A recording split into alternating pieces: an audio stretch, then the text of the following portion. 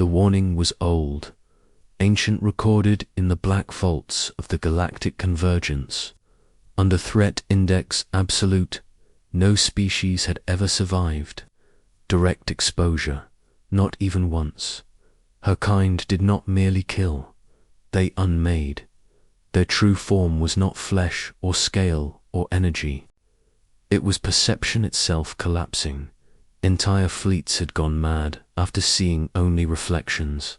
Stars had been abandoned, systems quarantined. Her species was named the Veiled, not because they wore cloaks, but because reality itself refused to remember what they truly were. Until now, because a human refused to look away. The station hung above the dead, world like a scar, observation platform, K-77, built to contain her, built to fail. The alarms had already burned out, red lights flickered, gravity stuttered. The veiled prisoner stood in the center of the containment ring. Tall, humanoid only by courtesy, wrapped in layered projection fields that bent light and thought. Even restrained, she was dangerous. Every being in the chamber, except one, was unconscious or dead. Brains overloaded, nervous systems fried, species evolved. To withstand radiation and void pressure lay twitching on the floor. Only the human remained standing. Lieutenant Aaron Cole, Terran Expeditionary, Force. Unaugmented, UNSHIELDED, bleeding from his nose. Still conscious, still staring, she turned toward him slowly. Her voice vibrated through the chamber without sound. You should not be alive. Aaron wiped the blood from his upper lip.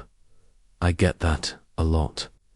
Her restraint fields tightened as the system reacted to her agitation. You are human. Yes, you are weak. Also, yes, you will die if I remove the veil. I know. Her projected face tilted, confused. No one ever accepted that truth. No one stayed. No one survives seeing my ultimate form, she said. Her tone carried no threat, only fact. Aaron took a step closer. The floor cracked beneath his boots. Then I will die seeing you as you are.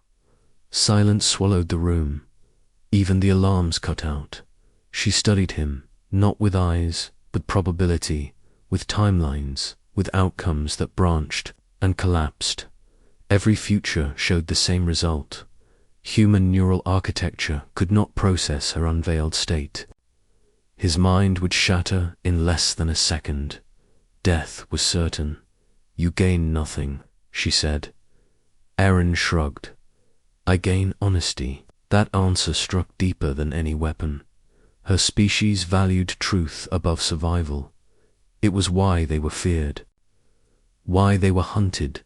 Why the galaxy locked them away. You are not afraid, she said.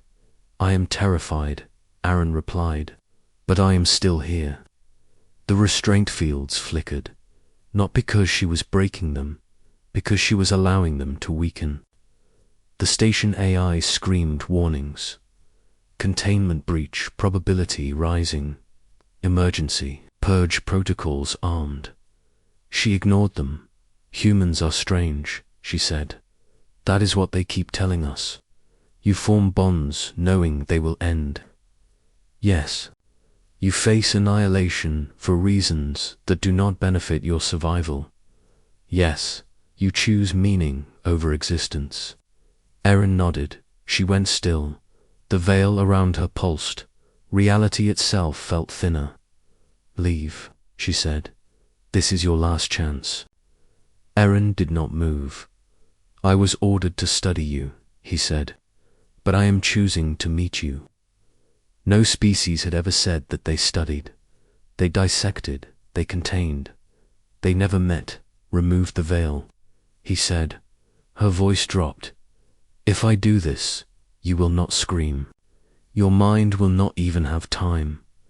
I am okay with that. For what reason? Erin looked at her. not at the projections, not at the filters, at the being beneath, because no one deserves to be alone behind a lie forever. The words hit her like a gravitational shear. The veiled did not feel emotion as others did, but something shifted, something ancient. She reached out. The restraints disengaged. The veil began to fall. The universe broke, not exploded. Broken color ceased to behave. Dimensions folded. Inward, Aaron's vision filled with impossible geometry. He saw her, not her shape, her truth, a convergence of identities layered across timelines, a being that existed simultaneously as cause and consequence. Her presence rewrote perception. Aaron's knees buckled, blood poured from his eyes. His heart hammered against his ribs. Neurons fired beyond biological limits. Pain beyond description tore through him. Still, he did not look. Away, she watched him die, except he did not. Something unexpected happened. The human brain adapted not by understanding, by accepting. Human cognition did not try to categorize her. It did not impose structure. It surrendered, and in surrender it endured. Aaron screamed, not in terror, in awe. "I see you," he said. Her reality rippled, impossible. The veiled had never been seen and survived. "Never, you should be dead," she whispered. Aaron collapsed to one knee. His vision was fractured, but he was alive, barely. "Guess I am stubborn." The station AI rebooted systems in shock. Containment. Alarms ceased. Threat index collapsed from absolute to unknown. She stepped closer, her true form still unmasked. Reality bent around her like a living thing. "You are damaged," she said. "Worth it. You will never be the same." Aaron laughed weakly. That was already true before today. For the first time in her existence, she smiled. Not a projection, a real expression that warped. Space itself, the galaxy had been wrong. Humans were not weak. They were flexible. They broke and reformed.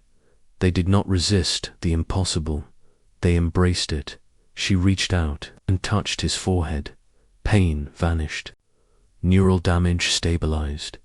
Not healed, integrated. "You have changed me," she said.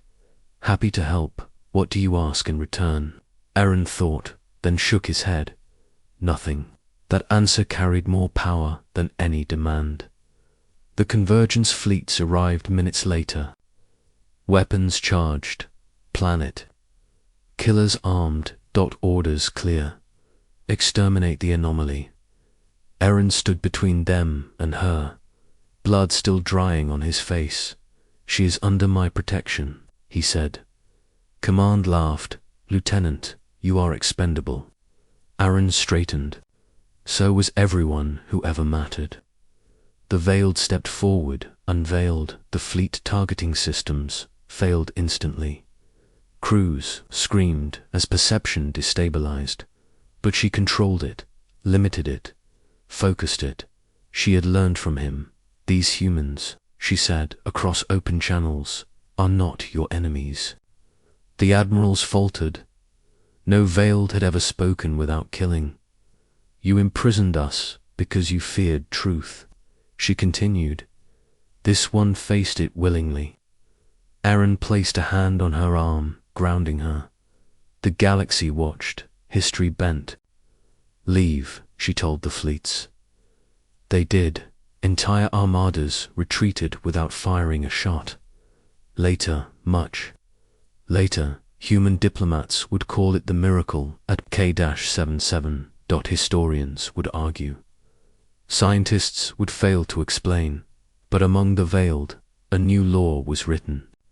Never veil yourself from those willing to see. And among humans, a new saying spread through the stars. When the universe warns you not to look, that is when you look. Hardest, Because sometimes the most dangerous thing in existence is truth, and sometimes only a human will face it, not to conquer, not to survive, but simply to say, I see you.